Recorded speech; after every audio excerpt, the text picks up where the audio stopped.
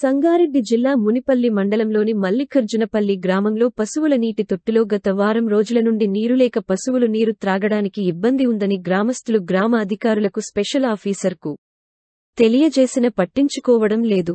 అలాగే గ్రామంలోని పంచాయతీ పరిసర ప్రాంతాల చుట్టూ పారిశుధ్యం పనులు చేయక ఎక్కడికి ఎక్కడ మురికి నిలిచిపోవడం జరుగుతుంది. ఇదేమిటి అని అడిగారు. గ్రామ పంచాయతీలో బడ్జెట్ లేక ట్రాక్టర్లు డీజిల్ లేదు అని గ్రామ పంచాయతీ కార్మికులు చెబుతున్నారు. గ్రామ పంచాయతీ కార్మికులు సమయపాలన పాటించకపోవడం వలన గ్రామంలో చెత్త చెదారం నిండిపోయినది. దీనిని పై అధికారులు సందర్శించి మా గ్రామానికి న్యాయం చేయగలరని, అలాగే పారిశుధ్య కార్మికుల చేత గ్రామంలో మొత్తం చెత్తను సేకరించి మా గ్రామ పరిసరాలను శుభ్రంగా ఉంచగలరని గ్రామస్తులు కోరుచున్నారు.